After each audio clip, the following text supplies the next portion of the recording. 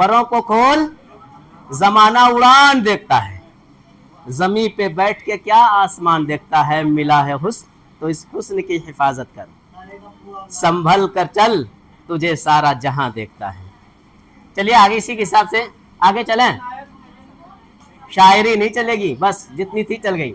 हमने सबसे पहले कल भाषा, अधिगम और अर्जन यही बताया था ना, जिसको उर्दू में क्या कहेंगे, आमोजिश और इक्तिसाब। आमोजिश और इक्तिसाब। आमोजिश किसे कहते हैं यास्मीन, तू बताइए। आमोजिश, आमोजिश कहते हैं, ये हद हो गई,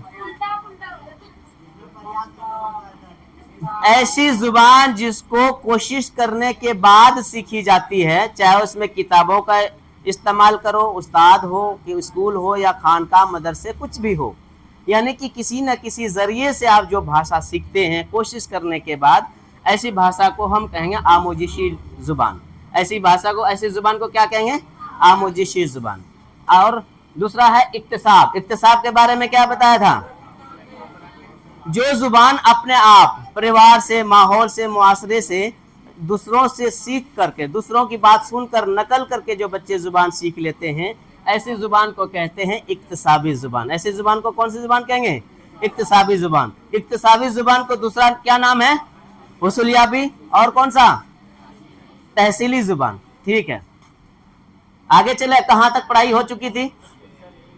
अच्छा, जुबान की कितनी सूरतें होती है, क्या क्या, जाहिरी सूरत और मानवी सूरत। और जुबान की कितनी किस्में हैं, कौन कौन सी, इशारों की जुबान, आवाजों की जुबान और अलामतों की जुबान। इसका मतलब याद है, दोबारा वीडियो देखते हो क्या वहां पे जाके घर में,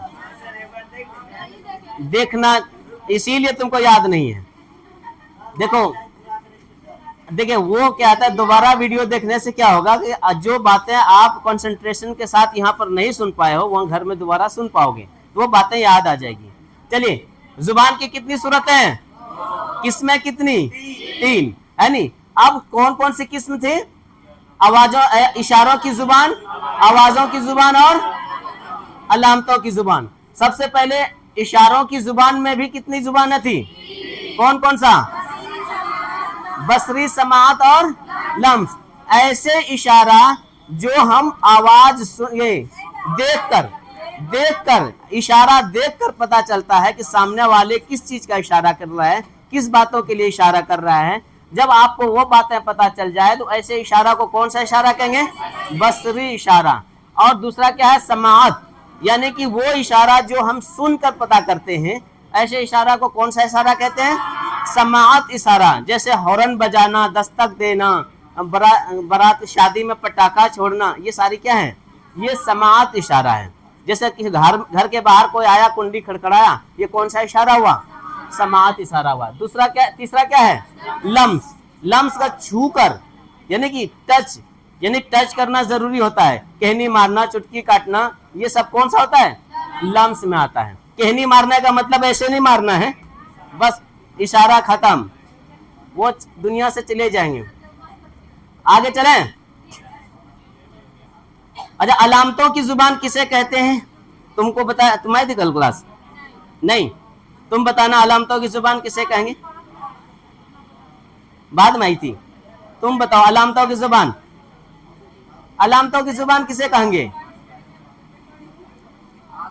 आप बताना भाई बिलाल, किसी खास, जिसे किसी भी निशानदेही से, चिन्ह से। अलामतों की जुबान में, क्रिकेट देखा है तुमने, वहां पर क्या होता है, क्रिकेट खेलता है, ठीक है, विराट कोहली के लिए Mitchell Johnson, left hand over the wicket to Virat Kohli, very good run, long on boundary line के बाहर 4 रन, ऐसा बोलता है जी। अब जाहिर सी बात है, अगर आवाज आप रेडियो सुन रहे हो, रेडियो सुनते टाइम अगर विराट कोहली ने चौका मारा, कमेंट्री जो सुनते वो कौन सी जुबान है, अलामतों की जुबान, आवाजों की जुबान। उसके बाद अंपायर ने इशारा किया, यूं, आवाज नहीं सुनी, आपने देखा, वो अपने बाउंड्री लाइन भी नहीं देखा, लेकिन अंपायर का इशारा देखा, इससे क्या पता चलता है, 4 रन का पता चलता है ना। ये कौन सी जुबान है, अगर विराट कोहली 6 मारा, अंपायर ने हाथ उठाया, ये कौन सी जुबान? अगर किसी की आवाज नहीं सुनी, कोई इशारा नहीं देखा, बाउंड्री लाइन से बाहर जाती हुई गेंद को देख लिया, लेकिन वो बाउंड्री लाइन क्या है? अलामतों की जुबान। वाइड लाइन से अगर बाहर बॉल चली जाती है तो कैसे पता चलता है कि वाइड हो गया? अलामतों से, है नहीं? ये जितनी भी निशानदेही है, सड़क के बीच में डॉट डॉट है, साइड में डॉट डॉट है, तीर का निशान है, इधर महागमा इतना किलोमीटर, सनहौला इतना किलोमीटर, यही अलामतों की जुबान होती है। और कौन सी जुबान उसमें है? क्रिकेट में 3 चीजों का इस्तेमाल होता है। अंपायर कौन सी जुबान का इस्तेमाल कर रहा है? इशारों की जुबान। कौन सी जुबान? और जितनी भी लकीरें खींची गई है, बाउंड्री लाइन की लकीरें, वाइड निशान, नो बॉल का निशान, ये अलामतों की जुबान है। अब कमेंटेटर कौन सी जुबान इस्तेमाल करता है? आप भूलोगे नहीं ना? कमेंटेटर आवाजों की जुबान, अंपायर इशारों की जुबान, और ग्राउंड पर जितनी भी लकीरें खींची गई है सब कौन सी जुबान है? अलामतों की जुबान। ठीक है, अब तो शायद नहीं भूल पाएंगे आप लोग। कहां तक यहां पर हुआ था? अलामतों की जुबान तक तो होगी थी ना। अब है बोली। बोली, बोली भी हो गई थी, हो गया था नहीं? बोली मुअन्नस है। देखो मुअन्नस और मुज़क्कर में मेनली कैसे फर्क पड़ता करोगे? जैसे जुबान को ई लग जाए, ई, है नहीं, यानी कि जिस लफ्ज में आपको नीचे की तरफ जाती हो, जिस तरह आई, खाई, हाँ, पानी नहीं, पानी जो एक्सेप्शन में है वो नहीं होता है, ये सब मुअन्नस होता है। आ अगर हो गया तो मुज़क्कर है। यहाँ पर क्या है? बोली है, इसलिए बोली को मुअन्नस के तौर पर इस्तेमाल करेंगे। जिस तरह सब्जी, है नहीं, जिस लफ्ज के आखिर में या हो, हा हो, ये ज्यादातर मुअन्नस होते हैं, लेकिन दही, मोती, घी, हाथी को छोड़कर, हाथी भी तो मुज़क्कर है ना, दही मुज़क्कर है, दही मुज़क्कर है, घी मुज़क्कर है, पानी मुज़क्कर, हालांकि लास्ट में या आ रहे ना, पानी। रोटी मुअन्नस है, हाथी मुज़क्कर है, लेकिन लास्ट में या आ रहा है फिर भी मुज़क्कर है? नहीं, ये ग्रामर का रूल है, हमारे उर्दू कवायद का रूल है। ये नहीं कि कुदरत अल्लाह ने बनाया है, अल्लाह ने नहीं बनाया इस चीज को, अक्सर इस्तेमाल करते हैं। जब ग्रामर पढ़ाऊंगा वहां भी मुअन्नस मुज़क्कर बनाने का तरीका बताऊंगा। और यहाँ फिलहाल चलते हैं बोली में। बोली जुबान की इब्तदाई शक्ल होती है। बोली जुबान की क्या हो रही है? इब्तदाई शक्ल होती है। मतलब कि बच्चा सबसे पहले क्या करता है? जुबान का इस्तेमाल बोली के तौर पर की जाती है नहीं? जो आम इंसान अपनी भाषा को एक दूसरे तक संप्रेषण करने का जो माध्यम बनाता है, उसी को हम क्या कहते हैं? बोली कहते हैं। बोली जुबान की इब्तदाई शक्ल का मतलब शुरुआती शक्ल होती है। जैसे जैसे इसका इस्तेमाल बढ़ता है, इस्तेमाल मतलब यूज बढ़ता है, इसके तलफ़ुज़, लहजे और ज़ख़ीरे अल्फाज में तब्दीली आने लगती है। ज़ख़ीरे अल्फाज का मतलब क्या होता है? ज़ख़ीरा का मतलब होता है किसी चीज की स्टोरेज, है नहीं, स्टोरेज करना। तो क्या यहाँ पर किस चीज का स्टोर कर रहा है? अल्फाजों को। वही कहता है ज़ख़ीरा अल्फाज में तब्दीली आने लगती है। जो हमारे माइंड में बहुत सारे अल्फाज है बोली के तौर पर, जब हम पढ़ने लिखने लगते हैं उसमें तब्दीली आती है कि नहीं आती है? बोलने का अंदाज बदल जाता है। वही कहता है तब्दीली आने लगती है। आम लफ्जों में हम कह सकते हैं कि मखसूस जोग्राफियाई, मखसूस जोग्राफियाई का मतलब, मखसूस जोग्राफियाई मतलब खास इलाका, जोग्राफी का मतलब, जोग्राफी का मतलब खास, यानी कि सादिर गीत गाने गल्लाम गल्लाम मिला दिलन। ज्योग्राफी का मतलब क्या होता है? भूगोल। भूगोल का मतलब पूरी दुनिया गोल, जमीन, यही है ना। अब यहाँ पर क्या होता है? इस पूरी दुनिया में जो जमीन गोल है, जितनी भी जमीनें हैं, वही कहता है मखसूस ज्योग्राफिया, मतलब कोई खास जगह। जिस तरह हम लोग खास जगह पर रह रहे हैं, ये इलाका तकरीबन 100 किलोमीटर के आसपास या 50 किलोमीटर के आसपास ही हमारी अंगिका भाषा बोली जाती है, या 50 से 100 किलोमीटर मान लो। उसके बाद यूपी चले जाओ या कोई दूसरे जगह चले जाओ, भोजपुरी शुरू हो जाती है। वही कहने का मतलब यहाँ है, आम लफ्जों में हम कह सकते हैं कि मखसूस जोग्राफियाई हुदूद, हुदूद का मतलब हद, लिमिट, एक लिमिट बताया ना 100 किलोमीटर के इर्द गिर्द, हुदूद में बगैर उसूल और कवायद के अवामी जरिया इजहार के लिए इस्तेमाल की जाने वाली भाषा ही बोली कहलाती है। बात समझ में आई? चलिए आगे चलें। इसमें पढ़े लिखे, अनपढ़, छोटे बड़े, सभी क्या होता है? बेझिझक एक दूसरे से बात करते हैं। क्या पढ़ा लिखा बोली नहीं बोलता? बोलता है ना। कई बार तो बोलने वाले इतना बेहतरीन बोलता है कि हम लोग भी हरा दें। देखना गांव समाज में ज़्यादातर नेता जो है बोलने में जो माहिर होता है वो नेता बन जाता है, पढ़े लिखे धरे धरे रह जाता है। किसकी वजह से? वो बोली की वजह से। बोलता बहुत शानदार है। चलिए आगे चलें। माहौल इलाका, क्या कहता है? माहौल इलाका। माहौल का क्या मतलब होता है? जिस माहौल में आप रहोगे उस माहौल का भाषा बोलने का तरीका अलग हो जाता है। उस इलाके में भी देखना अलग अलग गांव में थोड़ी थोड़ी तब्दीली आ जाती है बोलने में, होता है कि नहीं होता है? यहाँ से चले जाओ नूनाजोर की तरफ, भाषा यही है, बोलने का तरीका अलग हो जाता है। वही कहता है माहौल इलाका और तमद्दुन की तब्दीली से बोली भी बदलती रहती है। तमद्दुन का मतलब कौम, जिस तरह एक ही गांव में अलग अलग कौम रहता है, संथाली कौम अलग रह रहा है, हिंदू कौम के अलग है, मुस्लिम कौम के अलग रहते हैं। देखना सबके बोलने का जो तरकीब है, जो तरीका है, थोड़ा बहुत डिफरेंस रहता है ना। ये तो प्रैक्टिकल है, आप घर में भी देखते हो। आगे चले। अब है मादरी जुबान और मेयारी जुबान। यहाँ पर सिर्फ मादरी जुबान है, मेयारी नहीं है। चलिए मादरी जुबान किसे कहेंगे? ये फारसी जुबान है, मादर मतलब माँ, ठीक है। यहाँ पर मादरी जुबान यानी कौन सी भाषा हो गई? मातृभाषा। इंग्लिश में क्या कहेंगे? Mother tongue. बोली और जुबान क्या पढ़ेंगे पहले? बोली और जुबान। दर हकीकत बोली और जुबान में कोई बुनियादी फर्क नहीं है। बोली और जुबान में कोई बुनियादी फर्क है?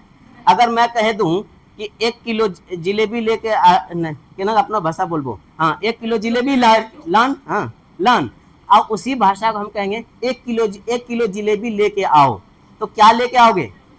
जिलेबी लेके आओगे ना। वही कहता है दर हकीकत बोली और जुबान में कोई बुनियादी फर्क नहीं है नहीं, क्योंकि दोनों का इस्तेमाल एक ही तरह से किया जाता है। दोनों का इस्तेमाल किया ना, 1 किलो जिलेबी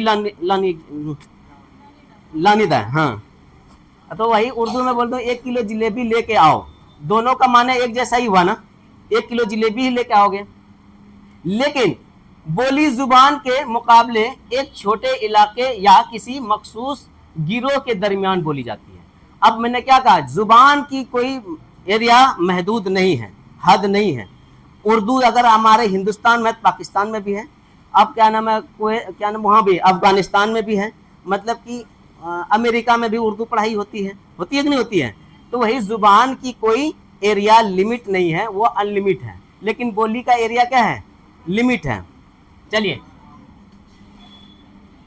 यहाँ पर क्या था? यहाँ पर यहाँ हाँ, उसी तरह क्या जाता है। लेकिन क्या था? लेकिन बोली जुबान के मुकाबले में एक छोटे इलाके या किसी मखसूस गिरोह के दरमियान बोली जाती है। तो क्या ना, एक छोटा इलाका 100 किलोमीटर के दायरे में, वही जुबान क्या था? हिंदी या उर्दू, इंग्लिश, क्या कहता है, पूरी दुनिया में पढ़ाई जा सकती है। क्या दूसरी दुनिया में बोली सिखा सकते हो? नहीं सिखा सकते, उसको माहौल चाहिए। लेकिन कोई जुबान सिखाने के लिए अगर पढ़ा सकें तो पढ़कर जुबान सीख सकता है। आगे चलें। दरमियान बोली जाती है। बोली की कोई क्या ना तहरीरी शक्ल नहीं होती। बोली की कोई तहरीरी शक्ल है? जो हम बोलते हैं कहाँ जाचे की करे क्या की खाला, तहरीरी मतलब लिखावटी, यानी कि रिटर्न में है अपनी भाषा। बोली की कोई रिटर्न भाषा है? वही कहता है तहरीरी शक्ल नहीं होती है। याद रखिएगा इस चीज़ को, नहीं होगा तो बाद में PDF जब मिलूंगा ना, वीडियो देख के उसमें लिख लेना। तहरीरी शक्ल का मतलब क्या होता है? लिखावटी में, मतलब कि रिटर्न में, है नहीं, लिखावटी शक्ल में नहीं होती।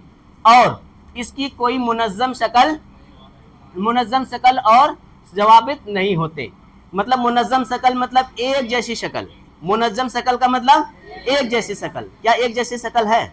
अभी तो मैंने कहा ना, तमद्दुन की तब्दीली मतलब कौम की तब्दीली से, यानी कि वक्त की तब्दीली से क्या हमारी जुबान बदल जाती है? अब 50 किलोमीटर इधर चले जाओगे, अपनी भाषा बोलने का तरीका बदल जाता है। तो क्या एक जैसी शक्ल बोली की होती है? नहीं होती। इसीलिए यहाँ पर कहता है मुनज़्ज़म शक्ल और जवाबित नहीं होते। इसमें मुनज़्ज़म का मतलब एक जैसा। अगर यहाँ पर शक्ल है तो शक्ल मुअन्नस है, एक जैसी शक्ल है नहीं। शक्ल मुअन्नस होती है तो वहाँ पर लिखते हैं एक जैसी शक्ल, नहीं होते। इसमें अक्सर तब्दीलियाँ आती रहती है। क्या बोली में तब्दीलियाँ आती रहती है ना? पहले भी बताया था, अपनी भाषा में पहले ज़माने में मयो, फिर क्या हो गया? माय, अब क्या होगी? जब तब्दीली आ रही है ना। अब वही अगर उर्दू देखी जाए तो वालिदा अगर है तो पहले भी वालिदा थी, अब भी वालिदा है नहीं। माताजी हिंदी में है तो अब भी माताजी हैं, और पहले भी माताजी थी। क्या तब्दीली आई हिंदी में? नहीं आई। लेकिन बोली में क्या हो रही है, तब्दीली आती रहती है। जबकि जुबान एक वसीह तर नजरिया है। वसीह तर का मतलब क्या होता है, बहुत फैला हुआ। अभी मैंने क्या कहा, अगर उर्दू हिंदुस्तान में है तो पाकिस्तान में भी है, अफगानिस्तान में भी है, आपका दुबई में भी उर्दू पढ़ाई होने लग गई। तो वही कहता है वसीह तर। वसीह तर का मतलब बहुत खुला हुआ इलाका, बहुत बड़ा इलाका है नी, नजरिया है। जुबान के मुतय्यना वसूल और क्या लिखा है, जवाबित होते हैं। जवाबित का मतलब जिसका नियम कायदा कानून होता है ना, पढ़ने का तरीका होता है, सीखने का तरीका होता है, उसी को बोलते हैं। मुतय्यना मतलब मुतय्यना वसूल, एक फिक्स तरीका है सीखने का।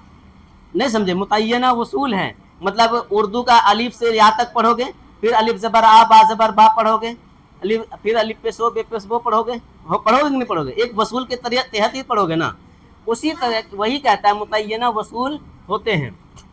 इसके मेयारी और तहरीरी शक्ल होती है। इनकी क्या हो रही है, मेयारी और तहरीरी शक्ल होती है। मेयारी का मतलब मानक भाषा, मेयारी का मतलब मानक, उर्दू में मेयारी और इंग्लिश में स्टैंडर्ड।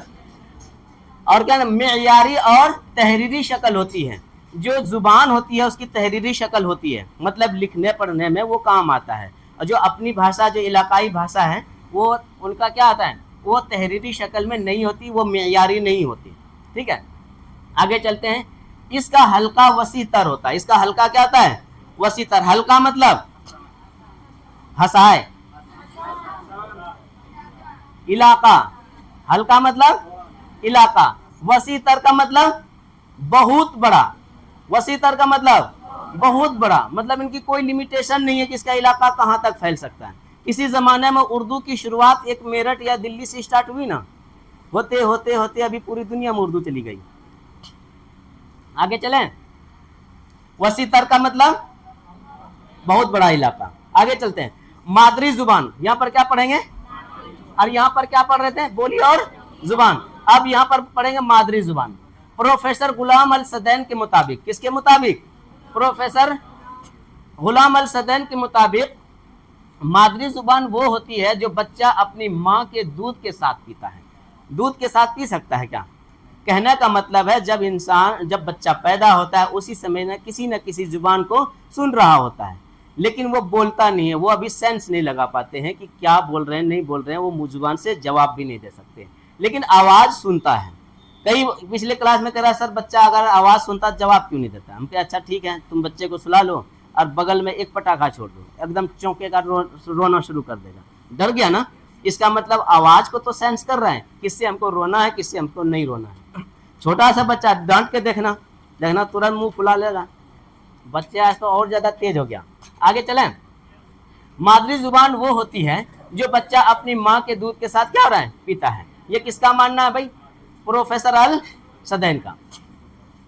मादरी जुबान से बच्चे का जज्बाती रिश्ता होता है। जज्बाती रिश्ता का मतलब क्या होता है, इमोशनल अटैचमेंट। क्या होता है, इमोशनल अटैचमेंट। अब क्यों होता है, जब तुम बाहर जाओगे ना, बाहर गए होंगे, जब अपनी भाषा कोई किसी को बोलते हुए आपस में सुन लोगे, लगता कब इनसे पूछा कि कहाँ करो अच्छे का।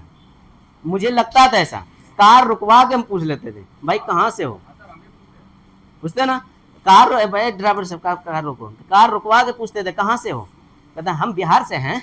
हाँ हम बिहार से हैं। कहाँ से, मैं सोचता अपना इलाका बताएगा, लेकिन बताता सहरसा। सहरसा में भी जस्ट हमारे तरह ही बोलते हैं, थोड़ा अंतर है। आगे चलें।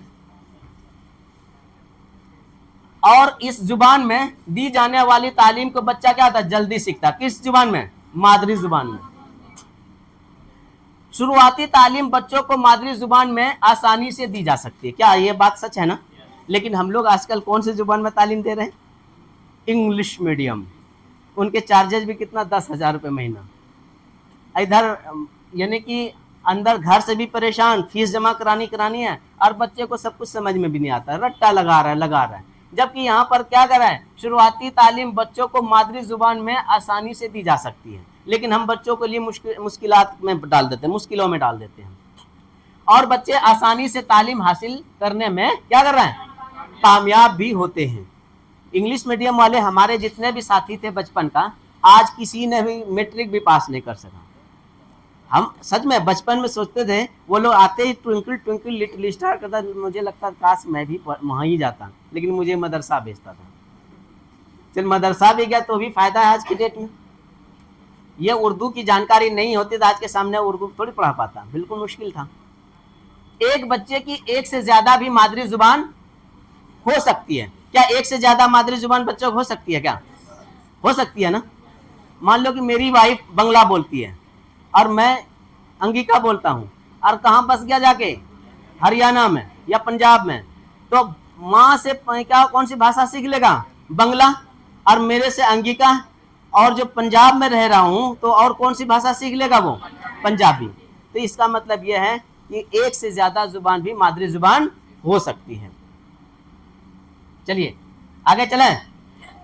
एक बच्चे की एक से ज्यादा भी मादरी जुबान हो सकती है, क्योंकि ऐसा मुमकिन है कि घर पर उसकी माँ कोई जुबान बोलती है और उसका बाप कोई और जुबान बोलता है, और क्या होता है, आसपास कोई तीसरी जुबान भी सुनने को मिलती है। तो कौन सी भाषा सीख लेगा? तीसरी जुबान भी। आपके गांव में संथाल रहते होंगे, गांव में कौन सी भाषा? अंगिका सीखता है ना, बोलता है तो बोलते हुए सुनता है तो क्या करता है? अंगिका सीख लेता है। अब घर में कौन सी भाषा सीखता है? संथाली भाषा। तो वो मादरी जुबान कितनी? 2 सीख लेते हैं। आगे चलें। मादरी जुबान की क्या है, मुख्तलिफ खुसूसियात हैं जो मंदरजा झेल है। अब है कि मादरी जुबान की खुसूसी देखेंगे, क्या खुसूसियात हैं। मादरी जुबान एक फितरी जुबान होती है। मादरी जुबान कौन सी होती है? अब फितरी जुबान क्या, कौन सी जुबान कहेंगे? पहली जुबान। अब फितरी जुबान को हम कौन सी जुबान, मतलब जो अपने आप सीखने वाली जुबान को हम कौन सी जुबान कहेंगे? फितरी जुबान, मादरी जुबान, इक्तिसाबी जुबान, हुसूलियाबी जुबान और तहसीली जुबान। कितना नाम हो गया? 5। कौन कौन सी? मादरी जुबान, फितरी जुबान, सब एक ही है, हुसूलियाबी जुबान, और क्या है? इक्तिसाबी जुबान और तहसीली जुबान। याद रखिएगा, अगर वहां पर मंदरजा झेल में कौन सी जुबान पहली जुबान है, अगर मां दे दिया फितरी जुबान, तब कौन सा करोगे भाई? फितरी जुबान दोगे ना। अगर मादरी जुबान याद नहीं रखा तो फिर ऑप्शन नहीं दे पाओगे। हुसूलियाबी भी वही है, इक्तिसाबी भी वही है, ये पांचों चीजें एक ही चीज है। अब वही इसी में बच्चा अक्सर क्या करता है, गलती कर बैठते हैं। बच्चों के अंदर छुपी सलाहियतों को फरोग देने में, फरोग का मतलब तरक्की, बढ़ावा देना, तरक्की देना, यही कह रहा है। बच्चों के अंदर छुपी सलाहियतों को फरोग देने में मादरी जुबान अहम किरदार अदा करती है, मतलब सबसे बेहतरीन किरदार अदा करती है। कोई भी चीज बच्चों को समझाना है तो उनकी मादरी जुबान में समझा दो, एकदम से समझ जाएगा। आगे चले। बच्चे अपने ख्यालात, जज्बात और एहसासात को मादरी जुबान में बेहतर तरीके से अदा कर सकते हैं। क्या बात सच है ना? अगर उसको बच्चे को बोल दो नहीं अपनी भाषा में नहीं, उर्दू में ही बोलना है, उर्दू में ही सवाल करना है, उर्दू में अपनी बातों को रखना है, फिर बच्चा क्या करेगा? 1-2 लाइन बोल के उसके बाद आगे की बात निकलेगी नहीं। जो अंदर की बात है, जो ज़मीर की बात है, वो बाहर नहीं निकाल सकते, क्योंकि वो मादरी जुबान से क्या हुआ, वो जुबान हट के हो गई, वो स्टैंडर्ड जुबान हो गई। बच्चे स्टैंडर्ड जुबान इस्तेमाल नहीं कर पाते। मादरी जुबान तरसील का बेहतरीन जरिया है। तरसील का मतलब क्या बताया था? तरसील का मतलब कम्युनिकेशन, तरसील का मतलब संप्रेषण है नी। उर्दू में, हिंदी में क्या कहेंगे? संप्रेषण। संप्रेषण का मतलब होता है आपस में बातचीत करना। नेक्स्ट पॉइंट, बच्चे क्या लें?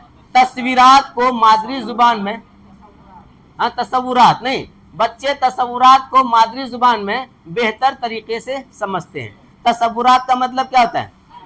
कल्पना करना, अमेजिंग है नी, जो मन में बात आ रही है, इस तरह का ख्यालात आ रहे हैं, उसको कहानी के तौर पर वो बता सकते हैं, है कि नहीं। मादरी जुबान के जरिए हम दूसरी जुबान की तालीम भी बेहतर तरीके से सीख सकते हैं। किसके जरिए? मादरी जुबान के जरिए। मादरी जुबान के जरिए दूसरी जुबान क्या कहते हैं? बेहतर तरीके से तालीम हासिल कर सकते हैं। आगे चलते हैं। बच्चों का मुफ्त और लाजमी तालीम का हक, मुफ्त तालीम है ना, उर्दू यानी कि सरकारी स्कूल में पैसे लगते हैं क्या? नहीं लगते।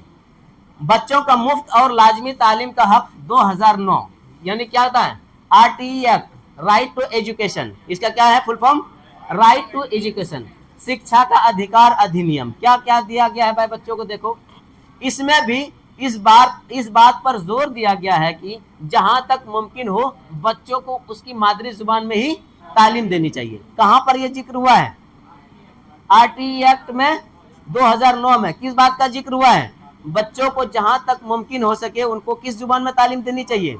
उनकी मादरी जुबान में तालीम देनी चाहिए। लेकिन यहाँ उल्टा हो गया, यूपी का टीचर यहाँ लाके भर दिया, बच्चों की जुबान सीखे यानी कि पता ही नहीं है। तालीम देने में तो दिक्कत आएगी। होना चाहिए सब जो बैठे हैं ना भोले भाले से बच्चे, इनका होना चाहिए था। आगे चलें। इस तरह हिंदुस्तानी आइन का आर्टिकल 350, ये क्या है? 350 है, 350A बच्चों को उनकी मादरी जुबान में तालीम हासिल करने का हक देता है। यानी कि आप बच्चों को यह नहीं कह सकते कि तुमको जो है उर्दू में या हिंदी में ही तालीम हासिल करनी है, एकदम बिल्कुल यहाँ पर अपनी भाषा इस्तेमाल नहीं कर सकते। अगर इस तरह करोगे तो आपके खिलाफ FIR दर्ज हो सकता है, क्योंकि उनको हक दे रहा है। कौन दे रहा है? आरटीई एक्ट अधिनियम कौन सा दे रहा है? 2009 बच्चों को उनकी मादरी जुबान में तालीम हासिल करने का हक दे रहा है, तो आप रोकने वाले कोई नहीं होते हो। नेक्स्ट पॉइंट, कौमी दरसियात का खाका क्या करना है? 2005 एनसीएफ का full form national curriculum framework है नी, नेशनल कैरिकुलम फ्रेमवर्क, जिसमें इल्म की तामीरियत की बात कही गई है। इल्म की तामीरियत किसे कहते हैं? स्ट्रक्चर तैयार करना। किस चीज का स्ट्रक्चर तैयार कर रहा है? इल्म का स्ट्रक्चर तैयार कर रहा है। इसको हिंदी में क्या कहेंगे? संरचनात्मक है नी, संरचना तैयार करना। कौमी दरसियात का खाका कौन सा? 2005 एनसीएफ का फुल फॉर्म क्या बताया अभी? नेशनल कैरिकुलम फ्रेमवर्क, ठीक है, जिसमें इल्म की तामीरियत की बात कही गई है और मुअल्लिम का किरदार एक मुआविन आमोजिस का माना गया है। मुआविन का मतलब मददगार, यानी कि जो आप तालीम बच्चों को दे रहे हो ना, उससे क्या होना चाहिए? बच्चों में मुआविन होना चाहिए, फायदेमंद होना चाहिए, मददगार होना चाहिए। चलिए, इसका ख्याल है कि बच्चे अपने इल्म की तामीरियत अज खुद करते हैं। अज मतलब से, अज मतलब ये भी फारसी जुबान है। इल्म की तामीरियत अज खुद करते हैं मतलब खुद से करते हैं। मतलब कि आप पढ़ा तो सकते हैं, लेकिन नई नई बातों का जो खोज करेगा, नई नई बातों को जो तैयार करेगा, वो खुद करेगा, तब बच्चा ज्यादा सीखेगा, उसमें कॉन्फिडेंस आएगा। ये तभी हकीकत बन सकता है जब हम बच्चा को मादरी जुबान में इजहार और तफक्कुर की आज़ादी फराहम कराएंगे। इजहार का मतलब, इजहार तो समझते हो ना, जो आप बातों को ये करता है। तफक्कुर का मतलब बच्चों को सोचने समझने की सलाहियत, उनको आज़ादी दो कि चलो ठीक है, तुम सोच कर जवाब दो, तुम गौर फिक्र करके जवाब दो। अगर तुम गए सोचना बंद करो, जो मैं कह रहा हूँ वही पढ़ो, तब क्या हुआ? तफक्कुर की आज़ादी हुई? नहीं भी ना। बच्चों को भी सोचने की सलाहियत है, उसको सोचने की आज़ादी देनी चाहिए। जब सोच समझ कर बच्चा जवाब देगा तो वो भाषा को आसानी से सीख पाएगा। नेक्स्ट पॉइंट, मादरी जुबान में कोई शख्स गलती नहीं कर सकता। मादरी जुबान में गलती होती है? नहीं होती। जैसे तैसे बोलोगे फिर भी सेंटेंस सही रहता है, लेकिन जानबूझ के अगर गाली दे दोगे तो गाली तो वो अलग बात है, लेकिन गाली भी सेंटेंस में सही से देगा, एकदम सटीक गाली देगा, तुम्हें गुस्सा आ जाएगा। गाली नहीं यार, माँ दे के ये गाली दो तो अब ये कोई बात है? अलग से अनक और रूम में कोई नहीं होगा तब गाली सुनाएंगे, कान से खून निकाल दूंगा। हाँ, मादरी जुबान में कोई शख्स गलती नहीं कर सकता। और जब हम मेयारी जुबान में गुफ्तगू करते हैं, मेयारी जुबान किसे कहेंगे? Don't talk. मेयारी जुबान किसे कहेंगे? मानक भाषा, स्टैंडर्ड भाषा। मानक भाषा किसे कहेंगे? जिस जुबान को किताबों से, उस्तादों से, स्कूलों से, कोशिश से जो जुबान सीखी जाती है, इसी जुबान को कौन सी जुबान कहेंगे? मेयारी जुबान कहेंगे। यही कहता है, जब हम मेयारी जुबान में गुफ्तगू करते हैं, गुफ्तगू का मतलब बातचीत, गप सड़क का, यही ना, गप सड़क का। हाँ, तो गप सड़क का करते हैं या जुबान का इस्तेमाल करते हैं, तो उसमें हमसे गलती की गुंजाइश रहती है ना। कहीं सीन को शीन पढ़ दिए, कहाँ ऐन को अलिफ पढ़ दिए, ऐसा भी होता है। देखो पहले टाइम में पश्चिम से जो यूपी से पढ़ के आते थे हम लोग साथी, बड़ा एकदम पूरा जोश में रहता था कि जो मैं हूँ। इसी तरह एक दुकानदार के पास चला गया वो मौलवी साहब, और दुकानदार में भीड़, अब मौलवी साहब रुकवे न कर रहा है, दुकानदार जी तेल हैं, तेल एकदम आइन निकाल के, मौलवी जी, और दुकानदार बार बार सुन के ना परेशान हो गया मौलवी से। फिर हाँ मौलवी साहब है, लेकिन उतना गाढ़ा नहीं है जितना आप बोल रहे हैं। अब क्या करता, उसको भी गुस्सा आ गया, जो पहले आया उसे नहीं देगा ना, तुम यूपी से पढ़ के आए तो आपको पहले दे देगा, ये बारी बारी से देगा ना, और पूरा आइन निकाल के तेल हैं। चलिए जुबान, आगे चलते हैं क्वेश्चन की तरफ। जो पहले पढ़ चुके हैं वो थोड़ा अपनी जुबान को खामोश रखेंगे, जो नहीं पढ़े हैं पहले उससे सवाल किया जाएगा। चलिए, जुबान इब्तदाई शक्ल में थी, मैंने ऊपर पढ़ाया था ना, तुम जवाब देगी। इब्तदाई शक्ल में थी इशारती जुबान, गोयाई जुबान, तहरीरी जुबान या कवायदी जुबान, कौन सी थी? यू है? नहीं, इधर कोई, तुम, यू, कौन सी शक्ल में थी? जल्दी जल्दी, वीडियो लंबी हो जाएगी। नहीं, कोई भी बता सकता है। इशारती जुबान। हमने जुबान तीन तरह के पढ़ाए, कौन कौन सी जुबान? इशारों की जुबान, आवाजों की जुबान और अलामतों की। इससे भी तो तुमको अंदाजा मिलना चाहिए ना। जब यहाँ पर क्या कह रहा है, जुबान इब्तदाई शक्ल में थी, या तो फिर आपको इब्तदाई का माने नहीं पता होगा, पक्की बात है ना। तो मैं माने क्यों बताता रहता हूं, अगर आपको माने नहीं पता है ना, इंशाअल्लाह आपको जवाब भी नहीं मालूम होगा। जब तक लफ्ज के माने नहीं मालूम तो आपको जवाब भी नहीं मालूम। इब्तदाई का मतलब अगर उनको बता देता ना, वो जवाब दे देती, क्योंकि उन्होंने पढ़ा इशारों की जुबान, आवाजों की जुबान और अलामतों की जुबान, एकदम से इशारती जुबान दे देती वो। ये बात है ना, यही उन्होंने नहीं समझी होगी। मुझे पता चल गया इब्तदाई का मतलब नहीं समझ में आया होगा, अब समझ में आ जाएगा। आगे चलते हैं। हाँ, अलिफ आंसर है, आंसर अलिफ। इब्तदाई का मतलब शुरुआती। दुनिया में जब इंसान अपनी भाषा इस्तेमाल कर रहे थे तो उनकी शुरुआत कहाँ से हुई?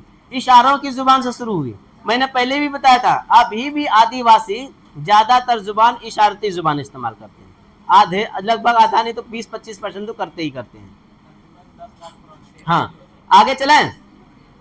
जुबान बुनियादी तौर पर होती है, इसका जवाब दे दो। चलो, इसमें तो माने जुबान बुनियादी तौर पर होती है। बुनियाद का मतलब समझती है ना, फाउंडेशन का मतलब समझती हो, एकदम स्टार्टिंग में। चल वो नहीं, तुम दे दो जवाब। चलो जल्दी फटाफट पढ़ के।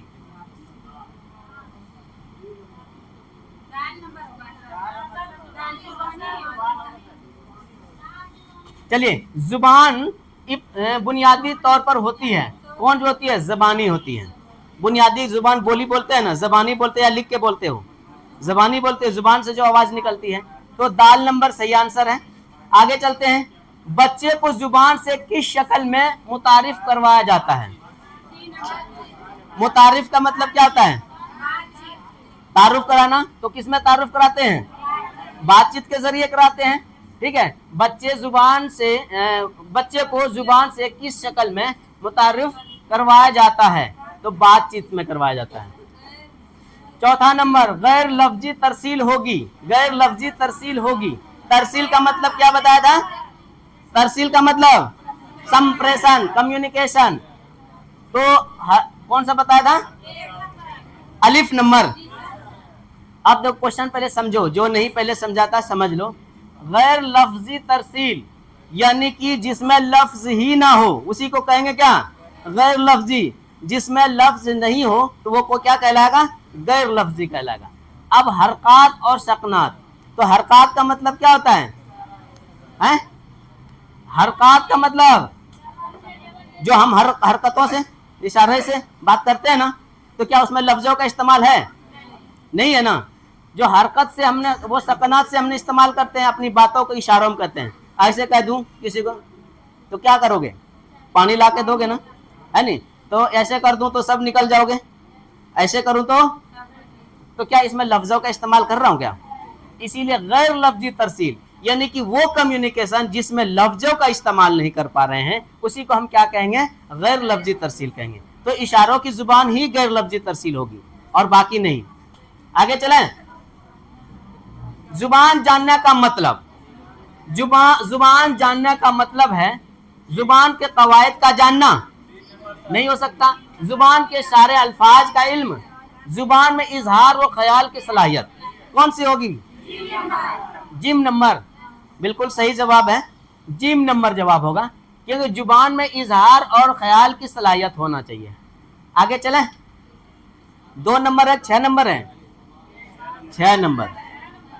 और इधर से होगा तो बच्चा यहां भी कंफ्यूज करता है, ये 2 को 6 को, मतलब कि मुड़ा पलट दो, इधर का मुंह उधर कर दो तो 6 से कितना हो गया?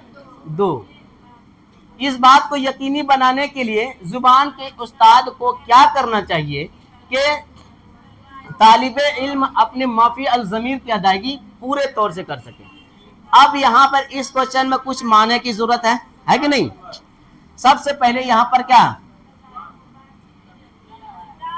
इस बात को यकीनी बनाने के लिए जुबान के उस्ताद को क्या करना चाहिए कि तालिबे इल्म, कौन कौन नया है? तालिबे इल्म किसको कहेंगे बच्चा? तालिबे इल्म किसको कहेंगे? स्टूडेंट को, ठीक है। छात्र छात्राओं को हम क्या कहेंगे? तालिबे इल्म, यानी कि तालिबे इल्म यानी कि स्टूडेंट को इल्म अपने माफी अल ज़मीर की अदायगी। माफी अल ज़मीर का मतलब क्या होता है? अंदर की बात, यानी कि जो बच्चों के अंदर, स्टूडेंट के अंदर जो अंदर की बात है पूरे तौर से कर सके, यानी कि बात रुके ना, झिझक ना हो, कुछ बात अंदर दबी ना रहे, तो पूरे तौर से कर सके, हाँ कर सकते हैं। तो उसके लिए उस्ताद क्या करेगा? यही तो कह रहा ना क्वेश्चन। उसके लिए आप क्या करो? आप टीचर हो, उसके लिए आप क्या करोगे? आगे पढ़ते हैं, दाल नंबर। उसके लिए आप क्या करेंगे? यह करोगे, तालिबे इल्म को बातचीत करने के लिए हकीकी जिंदगी जैसा माहौल फराहम करेंगे। हकीकी जिंदगी का मतलब क्या होता है? जो उनके जीवन में, उनके जिंदगी जीने में जो बात सामने आती रहती है, खाना पीना, पेड़ लगाना, दौड़ना, खेलना, कूदना, ये सारी चीज हकीकी जिंदगी में। तो वही कहता है कि क्या करता है? तालिबे इल्म को यानी कि स्टूडेंट को मादरी जुबान में बात करने के लिए कहा जाए। क्या यही है? दाल में क्या रहा है? ये भी सही है, लेकिन यहाँ पर कहना जरूरी तो नहीं है ना, हो सकता है कि वो जुबान स्टैंडर्ड जुबान इस्तेमाल करके ही बता दे। तालिबे इल्म को बातचीत करने के लिए हकीकी जिंदगी, यानी हकीकी जिंदगी जैसा क्या करेंगे? माहौल फराहम करेंगे। माहौल फराहम का क्या मतलब होता है? फराहम, उपलब्ध कराना। फराहम का मतलब क्या होता है? उपलब्ध कराना, यानी कि कोई भी चीज बच्चों को क्या करेंगे? ठीक है, आपको हकीकी जिंदगी से गुजरना है, कोई चीज समझाना है, चलो ठीक है, आम के बारे में पढ़ा रहे हैं, आम का बगीचा लेके चले गए, ये फील्ड ट्रिप भी हो गया और हकीकी जिंदगी में भी हो गया। आगे चलते हैं। पहले नहीं बताना किसी को। हाँ, जुबान सीखने के रस्मी तरीकों में दर्जा झेल से क्या शामिल नहीं है? ये कैसा क्वेश्चन है? नेगेटिव है या पॉजिटिव है? क्योंकि नेगेटिव क्वेश्चन है तो आंसर कैसा होना चाहिए? नेगेटिव होना चाहिए।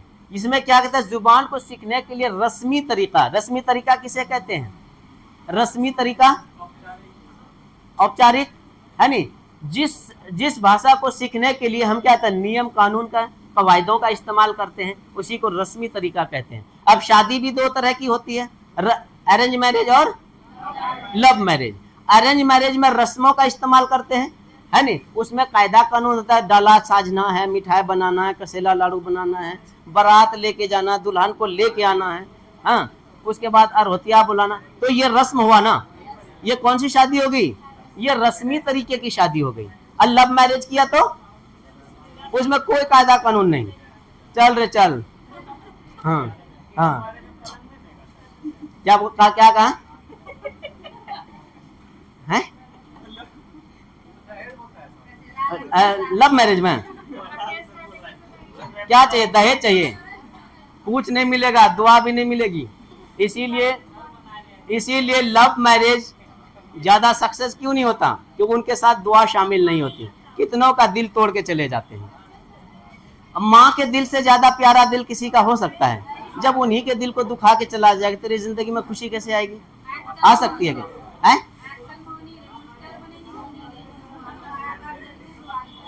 मान लेना अलग बात है। चलिए आगे चलते हैं। जुबान सीखने के रस्मी तरीकों, अब तो मैं बता दिया रस्मी क्या होता है, समझ में आ गया ना? जिसमें तौर तरीके होते हैं, जिस जुबान को सीखने के लिए तौर तरीका होता है उसको क्या कहेंगे? रस्मी तरीके से जुबान सीखना।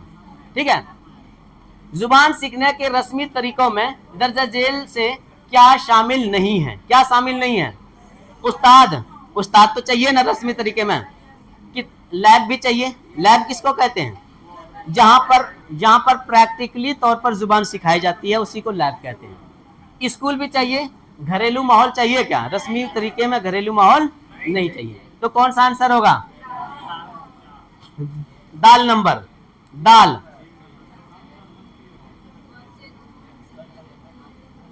आगे लो, बच्चे जुबान सीखने की कुव्वत लेकर पैदा होते हैं, ये किसका नजरिया है?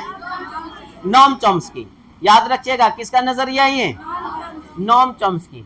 यानी कि नोम चॉम्स्की का मानना है कि बच्चे जो पैदा होते हैं वो कुव्वत, यानी कि जुबान सीखने की कुव्वत लेकर पैदा, कुव्वत का मतलब सलाहियत, ताकत, हिकमत, यानी वो सब लेके पैदा होते हैं। वो अलग बात है कि उस बच्चे में अभी उस चीजों का डेवलपमेंट नहीं होता, धीरे धीरे डेवलप होता है बाद में। आगे चले, मंदरजा झेल में से किन मकासिद के लिए जुबान सीखना जरूरी नहीं है? ये कैसा क्वेश्चन है? नेगेटिव क्वेश्चन है ना, तो आंसर कैसा होना चाहिए? नेगेटिव। देखिए भाई कौन सा होगा? दाल नंबर।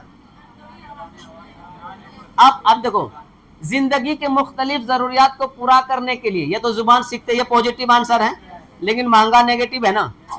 जुबान को समझकर सीखना, ये भी सही है। और जिंदगी के मुख्तलिफ मौका जानने के लिए, यानी कि बहुत से अलग अलग मौका को जानने के लिए भी जुबान चाहिए। दाल नंबर में क्या है? अंदरूनी आवाज को सुनने और बोलने के लिए। अच्छा मान लो मैं अंदरूनी आवाज बोलता हूं, पता चल रहा है, तो जुबान की जरूरत है, जुबान सीखने की जरूरत है। और अंदरूनी बात समझने के लिए अंदर ही अंदर समझ जाएंगे, इससे कुछ नहीं होगा। और मुझे अंदरूनी आवाज को कभी जुबान से इजहार नहीं किया, किसी को मैंने चाहा कभी कहा ही नहीं, वो मेरी नहीं हो पाई है। अगर जुबान सीखने का मतलब होता कि अंदरूनी आवाजों को सुनने और बोलने के लिए, तब तो बेचारी सुनिए जाती है, हम मैं ना कहिए महीन कही देती है। वही कहता अंदरूनी आवाज को सुनने और बोलने के लिए, इसका मतलब जुबान इसके लिए नहीं सुनते हैं कि अंदरूनी आवाज को हम सुन सकें और बोल सकें। क्या सही है ना? आगे चलें, 10 नंबर इब्तदाई। इस बार तुमसे फिर सवाल करूंगा तुमसे, अब वही बात आ गई। इब्तदाई का मतलब बताया था क्या होता है? शुरुआती। एक कोठ माने ना रखबो एतबार रटबाबो तुरानिक बार बार, कि माने याद रटा करवा के छोड़ेंगे, माने नहीं जानोगे तो इंशाअल्लाह तुम सही जवाब नहीं दे पाओगे। सवाल ही नहीं समझोगे, जवाब कहां से दोगे? जवाब देने के लिए सवाल का समझना जरूरी होता है। इब्तदाई सतह की तालीम, कोई नहीं बताएगा। इब्तदाई सतह की तालीम मतलब की शुरुआती तालीम है नहीं। मैं कहानी और क्या था नज्म को किस हद तक जरूरी मानते हैं? मतलब कि जो बच्चा है, पहले क्लास की बच्चा, ट्विंकल ट्विंकल लिटिल स्टार वगैरह जो पढ़ाते हो, वही है ना इब्तदाई जमात के बच्चे। क्या जरूरी समझते हैं आप बताओ? पढ़े लाभे छो, उर्दू पढ़ना जानती है, जानती है तब पढ़ के फटाफट बताओ ना। न तो वाली बात ना जो कहता है आंख खराब हो गई, डॉक्टर के पास गया चश्मा बनवाने के लिए, क्या गया? पावर लगाया, कहा पढ़ पा रहे हो? करन नहीं। फिर पावर दिया, आप पढ़ पा रहे हो? करन नहीं। फिर दूसरा डाला, आप पढ़ पा रहे हो? करन नहीं। जितने लेंस थे, हाईएस्ट पावर तक का लेंस इस्तेमाल कर रहा है, तब कर पढ़ने जानते हो? करन नहीं। पागल, तो वही हाल मेरे साथ ना हो जाए। तो इसमें डॉक्टर की भी गलती है। कौन सा नंबर? Gym number. आजा चारों ऑप्शन पढ़ते हैं। इब्तदाई सतह मतलब की शुरुआती सतह है नी। तालीम में कहानी और नज्म को किस हद तक जरूरी समझते हैं? किस हद तक जरूरी समझते हैं? बहुत जरूरी नहीं बताया गया है कि जरूरी होना चाहिए, किस हद तक। पता है मुख्तलिफ शय के नामों और मिसालों से जुबान की वजाहत होनी चाहिए। बच्चों को मिसाल देने की जरूरत है क्या? ये तो नहीं हो सकता। नज्म और कहानी मशहूर तख्लीकार की होनी चाहिए। मखलूक तख्लीकार मतलब तख्लीकार किसे कहते हैं? लेखक को। तो मशहूर तो कोई जरूरी नहीं है। वो मुफीद होना चाहिए। ये जवाब तो कुछ लग रहा है सही। आगे चलते हैं। नज्म और कहानी ज़ख़ीरे अल्फाज से भरपूर होना चाहिए, ये भी नहीं है। बच्चों में ज़ख़ीरे अल्फाज की क्या ज़रूरत है, बच्चे को मज़ा आना चाहिए, बच्चे की तरफ, किताबों की तरफ उनका रुझान होना चाहिए। यानी कि मुफीद का मतलब क्या होता है? मुफीद का मतलब फायदा, मुफीद का मतलब थोड़ा ध्यान इन्ना उन्ना जा छू। अब बादम ना कहिए कि हमरा ये सर 81 रूट की गली हो। अगर 81 कोई नंबर लेकर आता है तो क्या वो पास के करीब थोड़ी है, क्योंकि तुमको 150 क्वेश्चन दिया गया है। जीम नंबर सही है। देखिए, इब्तदाई सतह की तालीम में कहानी और नज्म को किस हद तक जरूरी समझते हैं? यह एकदम मुख्तलिफ शय, मतलब अलग अलग चीजें के नामों और मिसालों से जुबान की वजाहत होनी चाहिए। भाई बच्चों को इतना वजाहत करने की जरूरत नहीं है। नहीं, वजाहत का इसकी क्या वजह है, उसकी क्या वजह है, आप उसमें यानी कि उसको सारांश में चले, डेफिनेशन में चले जाएंगे। ये जवाब तभी नहीं हो सकता जब ये जवाब नहीं होता, तब ये हम दे सकते थे, जब तक ये है तो नहीं दे सकते। वो मुफीद होने चाहिए, फायदेमंद होना चाहिए, फायदेमंद, बच्चों को फायदा पहुंचाना है। ये नहीं है, इसको जवाब दे भी नहीं देना, यही छोटी छोटी चीजों को पकड़ना है। मुख्तलिफ शय, अलग अलग चीजों के नामों और मिसालों से जुबान के, आप अलग अलग नाम दोगे, मिसाल दोगे, बच्चों को मिसाल से क्या लेना देना यार उतना, यानी इब्तदाई शक्ल की है, एकदम नर्सरी टाइप के बच्चे हैं। आगे चलते हैं 11 नंबर। माँ बाप बच्चों के जरिए, किसके जरिए? बच्चों के जरिए बोले जाने पर किस तरह की गलतियां सुधारते हैं? किस तरह की गलतियां सुधारते हैं? क्या नाम है तुम्हारा? तुम्हारा गुस्से में बैठी है क्या? कोई बात हो गई क्या? है रुखसाना नाम है? अच्छा ठीक है, चलो बाद में पूछ लेंगे। क्या करें? माँ बाप बच्चों के जरिए, क्या करें? बच्चों के जरिए, किसके जरिए? बच्चों के जरिए बोले जाना, यानी कि जो बच्चा बोलता है उसके जरिए पर किस तरह की गलतियां सुधारते हैं। कौन सी चीज सुधार रहा है? कौन सुधार रहा है? माँ बाप सुधार रहे हैं, तो उसके क्या सुधारोगे भाई? कवायद से मुतल्लिक तो हो नहीं सकता, जुमला से मुतल्लिक भी नहीं होगा, तकलीद से मुतल्लिक, सेहत से मुतल्लिक नहीं, तकलीद। तकलीद का मतलब, तकलीद का मतलब नकल करना। तकलीद का मतलब क्या होता है? नकल करना। याद रखिएगा, पीडीएफ दूंगा, उस पर माने लिख लेना, वीडियो देख कर, नहीं तो बाद में दिखवा देंगे, लिख करके एक वीडियो फोटो डाल दूंगा ग्रुप में। चलिए आगे चलते हैं। तकलीद का मतलब क्या होता है? नकल करना। बच्चे जो नकल करने में गलती करते हैं उसी को तो सुधारोगे ना, है नहीं? चलिए आगे चलते हैं। दूसरी जुबान की आमोजिश की शुरुआत अमूमन किस तरह की जाती है? दूसरी जुबान, दूसरी जुबान का मतलब आमोजिश, है नहीं? दूसरी जुबान की शुरुआत अमूमन किस तरह शुरू करोगे? तफहीम। तफहीम का मतलब समझ, माने, सही गलत की जांच, और क्या? खुद तज्जिया। किससे करोगे? बा नंबर, यानी कि माने से। माने से करते हो ना। ए फॉर एप्पल, एप्पल मतलब, तो क्या जान बच्चों को बताया? CAT, कैट, कैट मीन्स बिल्ली। तो सबसे पहले बच्चों को क्या कर रहे हो? माना समझाते हो, ठीक है। आगे चलते हैं। नोम चॉम्स्की का मानना है, क्या मानना भाई? नोम चॉम्स्की का मानना है कि बच्चों को जुबान में महारत हासिल करने के लिए जरूरी है, क्या जरूरी है? नकल और मश्क जुबान की है। इब्तदाई बचपन में जुबान से साबिका है। कौन सा जवाब होगा? दाल नंबर, पहले से याद लोग सब है। अच्छा, कई बार रटी हुई बातें भी याद रह जाती है। अच्छा, इब्तदाई का मतलब क्या होता है? अच्छा, असाबिका मतलब, साबिका मतलब, साबिक मतलब होता है पहले, साबिक का मतलब, तो साबिका मतलब वही हो गया ना, जो पहले से, जो पहले से बच्चा जानता है कि नहीं? आगे चलते हैं। उर्दू जुबान की महारत हासिल करने के लिए हाँ, नागवार मुवाफिक हालत वो है जहां एक क्या होना चाहिए, ना मुवाफिक का मतलब होता है क्या, जो बच्चे के माफिक नहीं है, जो बच्चे नहीं समझ सकते, जो बच्चे एक्सेप्ट नहीं कर सकते, उसी को क्या कहेंगे, हाँ, नागवार यानी कि बच्चे को नागवार गुजर जाए, ना है ना हो तो हमरा से, यही होता है ना। तो वही कहता है नागवार मुवाफिक हालत वो है जहां एक, कहा कौन सा नंबर, दाल नंबर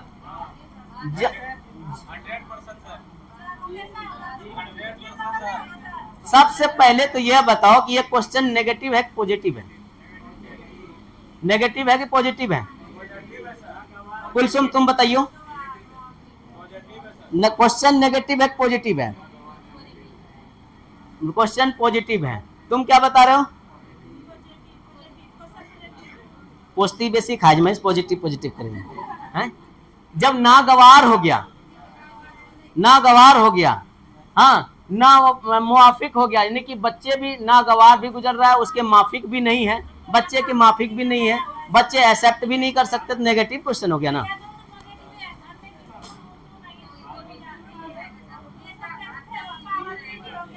अच्छा रुको ना, एक देखो सीटेट की यही तो खास बात है कि एक ही 4 ऑप्शन में 2 से 3 जवाब भी होता है, लेकिन उन जवाब में सबसे बेहतर जवाब कौन है उसको भी ढूंढना पड़ता है। ऐसा नहीं है कि जो 2 जवाब नहीं होते, 2 जवाब होते हैं। तुम कितनी बहनें हो, क्या क्या नाम है बताओ, बताओ। एक तो महमूदा, दूसरा हलीमा, अब भाई का नाम तौफीक, सच में, चलो ठीक है। मेरी बहन, अगर यहाँ पे क्वेश्चन पूछ दिया जाए मंदरजा जेल में से तौफीक की बहन कौन है, महमूदा, एक क्वेश्चन आ जाएगा महमूदा और हलीमा, और भी 2 का नाम दे देगा, किसको सिलेक्ट करोगे जी, जो सबसे बड़ी होगी। तो यही तो सेंस लगाना है। आपको जितने भी सीटेट में क्वेश्चन पूछा जाता है सिर्फ नॉलेज पे बेस पे क्वेश्चन नहीं पूछा जाता, कुछ तो नॉलेज पे देगा क्वेश्चन और कुछ क्वेश्चन देगा आपको सेंस आधारित। सास पुतहु ननद भौजा हथियास लानिया तीने मिठाई, हाँ, आप घूमे कि सास पुतहु एक ननद और भौजा एक केज की, ना पुतहु और भौजा एक केज की, यही सेंस लगाना है आपको सीटेट क्वालिफिकेशन के लिए। अगर जो नहीं सेंस लगाओगे क्वालिफिकेशन आपकी नहीं होगी। आगे चलते हैं, कौन सा, घर में बिल्कुल उर्दू नहीं बोली जाती, ये तो नेगेटिव क्वेश्चन है नहीं, बिल्कुल उर्दू नहीं बोली जाती। क्लास में उर्दू जुबान बोलने की पाबंदी यानी कि ममानियत हो, हाँ, हिंदी मादरी जुबान राब्ते की जुबान है, हाँ, क्या नाम है, उर्दू तक तलबा की रसाई का होना, कौन सा आंसर है, सब तो नेगेटिव क्वेश्चन है, कौन सा होगा, 12 नंबर है नहीं, क्लास में उर्दू जुबान बोलने की, हाँ, पाबंदी। अब मान लो कि कोई उर्दू जुबान ही बच्चा बोलता है, मेरी बात सुनो, कोई बच्चा उर्दू जुबान ही बोलता है, अब उस बच्चे को यहाँ पर ममानियत लगा दिया उर्दू जुबान नहीं बोल सकते, तो क्या उसके लिए नागवार गुजरेगा कि नहीं, हमें उर्दू जाना चाहिए, उर्दू मना कर के अब हमें केना सवाल करबे, नहीं होगा मन में जवाब, तो वही कौन सा आंसर सही होगा, बा, उसके लिए नागवार गुजर गया कि नहीं, पाबंदी लग गई उर्दू पे। मुआफिक का मतलब बच्चे के मुताबिक है नहीं, बच्चे के मुताबिक, नहीं कि बच्चे के मुताबिक, जब उर्दू आपने कह दिया पाबंदी लगा दी तो बच्चे के मुताबिक तो नहीं हुआ ना, कुछ बच्चे उर्दू में भी बात करने वाले हैं, कुछ हिंदी में बात करने वाले हैं। आगे चलें,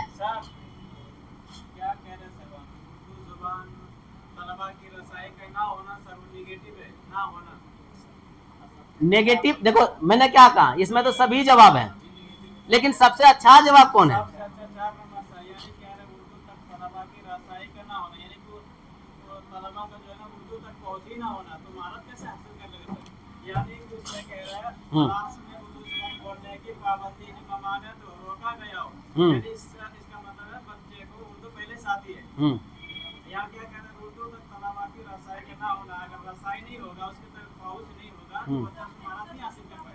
देखिए यहाँ पर उर्दू जुबान की महारत, बच्चे तो उर्दू जुबान पहले से जान रहे हैं, बच्चे उर्दू पहले जान रहे हैं ना, उस पे क्या हासिल करता है, महारत हासिल कैसे करोगे, किसी जुबान को पढ़ने के साथ साथ जुबान के इस्तेमाल से ही उसमें महारत हासिल कर सकते हो।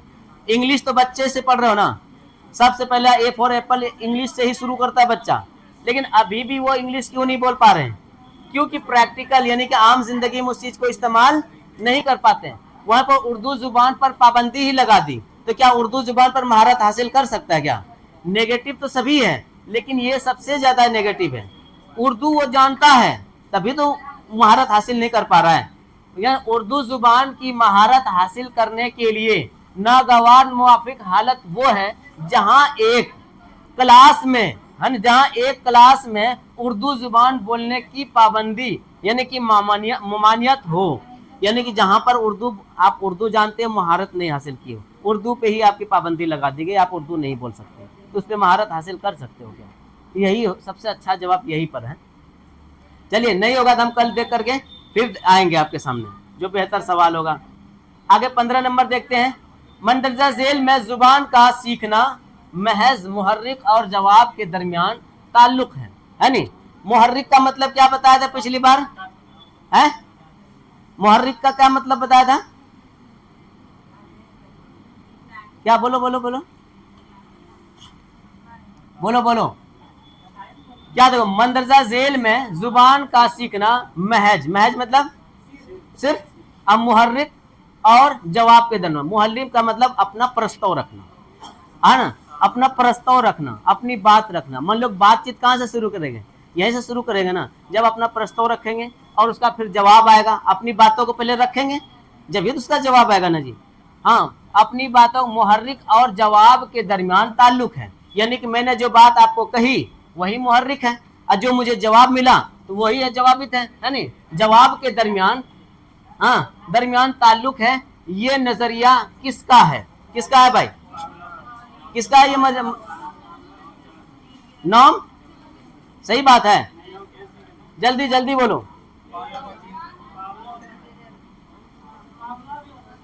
पावलोव स्किनर का, इसमें भी नॉम चॉम्स्की का ही है। आगे 16 नंबर चलते हैं। है? क्या कह रहे हो? अच्छा, वो तो जन्मजात था ना, जीन पियाजे। पावलोव स्किनर का है, पावलोव स्किनर, जवाब और सवाल के दरमियान जो बातचीत होती है, पावलोव स्किनर। अब क्वेश्चन नंबर कितने हैं?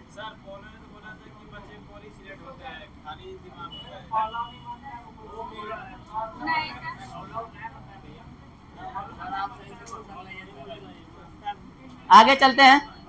बोलने में सही तलफ्फुज को सही तरतीब से इस्तेमाल करना क्या कहलाता है?